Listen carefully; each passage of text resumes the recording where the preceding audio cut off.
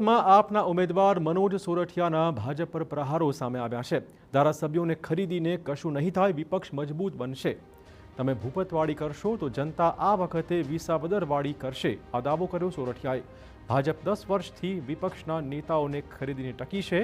ભાજપને ગાળો દેનારને ભાજપ નેતા બનાવી દેશે, આ કહ્યું હતું સોરઠિયાએ। ભાજપને ડર છે કે ગુજરાતમાં આ વખતે સંપૂર્ણ પરિવર્તન થવાનું છે।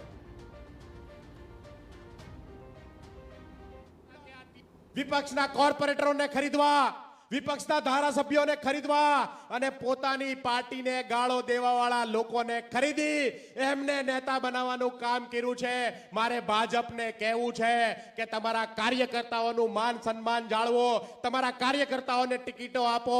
તમને દેવાવાળા લોકોને ટિકિટો જે ગાળો દે છે એમને ટિકિટ આપવાનું કામ શું કામ કરો છો? ભાજપને ડર છે કે ગુજરાતની અંદર આ વખતે સંપૂર્ણ પરિવર્તન આવવાનું છે।